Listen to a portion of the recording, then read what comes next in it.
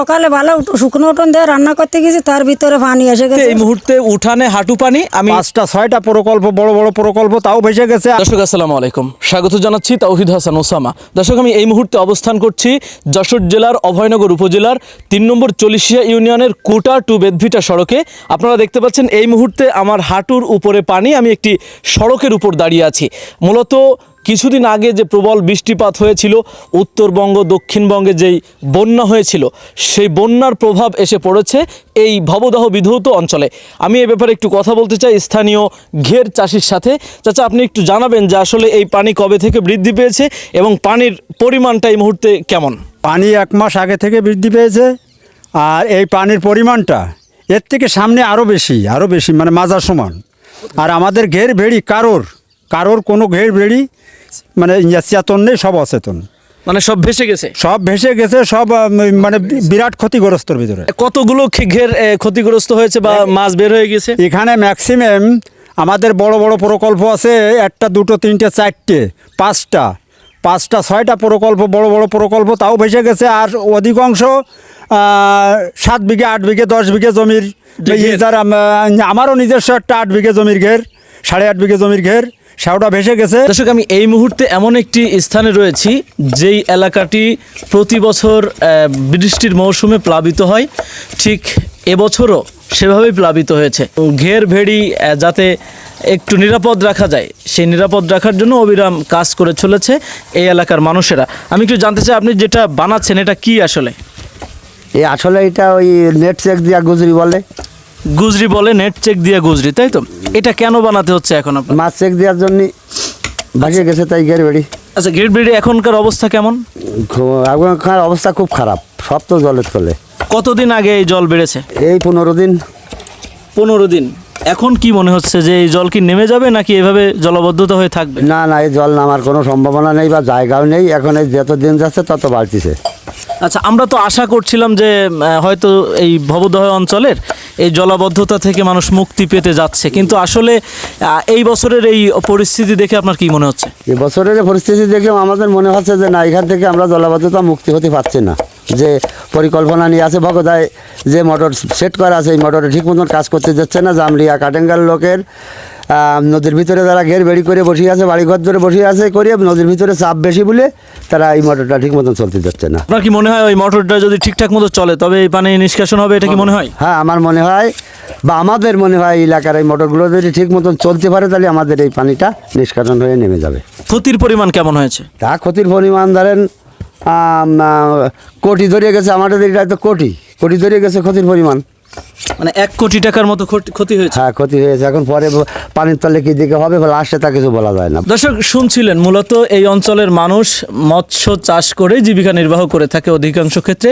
তো সেই মৎস্য ঘের অলরেডি অনেকটা তলিয়ে গিয়েছে। নেট পাটা দিয়ে সেটাকে রক্ষা করার ব্যর্থ চেষ্টা চালানো হচ্ছে বলে আমাদের কাছে এই দৃশ্য দেখে মনে হচ্ছে। দর্শক, আমি যেই এলাকা দিয়ে হাঁটছি বা যেই স্থানটি দিয়ে হাঁটছি, এটি একটি সড়ক, অথচ গত কয়েকদিনের যে পানি, সেই পানির চাপে এখন সেটা জলাশয়তে পরিণত হয়েছে।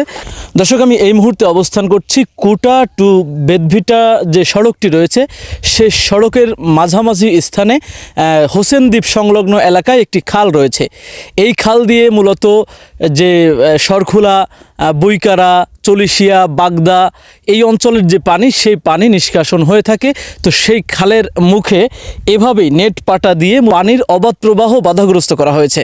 আমি একটু কথা বলতে চাই এখানে আপনার একজন ব্যক্তির সাথে। আপনি একটু জানাবেন যে আসলে পানি কি পরিমাণ বৃদ্ধি পেয়েছে এবং পানির কারণে কি কি সমস্যা হচ্ছে?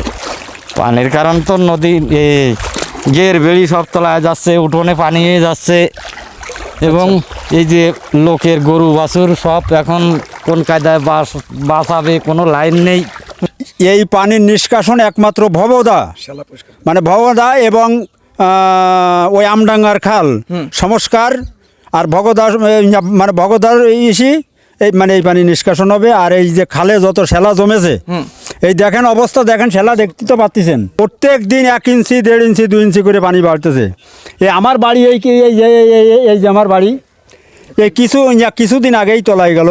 কত উঁচু বাড়িটা দেখেন, তারপরেও তলিয়ে গিয়েছে। তারপরে তলিয়ে গিয়েছে। আচ্ছা দর্শক, শুনছিলেন মূলত অভয়নগর উপজেলার ভবদহ বিধৌত যে 27টি বিল রয়েছে, 27 বিলের মধ্যে অন্যতম কোটা এবং বলারাবাদ বেদভিটা এ এলাকায় অবস্থিত যে বিলগুলো আছে, আমি সেই বিলগুলোর মধ্যে মূলত অবস্থান করছি। এখানে একটি সড়ক রয়েছে, এই সড়কটি বেশ উঁচু, তারপরেও এই মুহূর্তে এই পরিমাণ পানি। তাহলে ঘের ভেড়ির অবস্থা কেমন সেটা আপনারা নিশ্চয়ই অনুমান করতে পারছেন।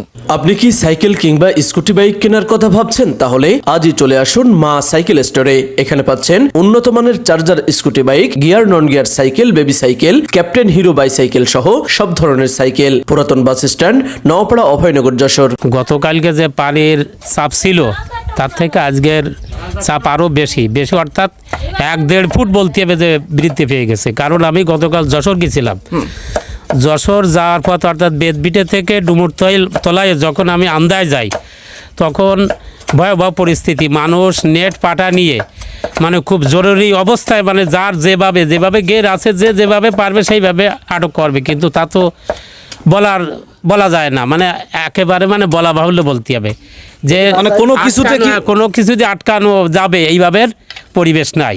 দর্শক, আমি এই মুহূর্তে অবস্থান করছি কোটার হোসেনদ্বীপ নামক যেই এলাকাটি রয়েছে, হোসেনদ্বীপ নামে এই এলাকা পরিচিত। এখানে আমি একটি বাড়িতে অবস্থান করছি, হোসেনের বাড়িতেই অবস্থান করছি, যেই বাড়িতে এই মুহূর্তে উঠানে হাঁটু পানি, আমি পানির পরে এক প্রকার বসে আছি এবং আমি হোসেনের যিনি মেয়ে রয়েছেন আমি তার সাথে একটু কথা বলতে চাই। আপনাদের কি কি সমস্যা হচ্ছে, পানি কিভাবে ঢুকেছে আমাদেরকে একটু জানাবেন। পানি ঢোকেছে সকালে ভালো শুকনো উঠোন দিয়ে রান্না করতে গেছি, তার ভিতরে পানি এসে গেছে, ওই চুলোর মধ্যে দেখতে দেখতে ঘুরে গেছে। দর্শক, সম্প্রতি দেশের উত্তরাঞ্চল দক্ষিণ অঞ্চলে বন্যার্ত মানুষের জন্য আমাদের এলাকার মানুষ প্রচুর সাহায্য সহযোগিতা করেছে। যার কাছে যা সামর্থ্য ছিল সে সামর্থ্য দিয়ে বন্যার্ত মানুষের পাশে দাঁড়িয়েছে।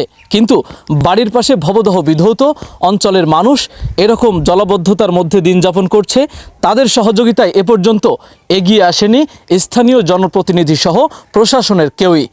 তাদের এই মুহূর্তে দরকার মানবিক সহযোগিতা, একটুখানি স্বস্তি। সবাই যেভাবে বন্যার্ত মানুষের পাশে দাঁড়িয়েছিলেন, ঠিক জলাবদ্ধ অঞ্চলের মানুষের পাশেও এসে তারা দাঁড়াবেন, এই প্রত্যাশা সকলের।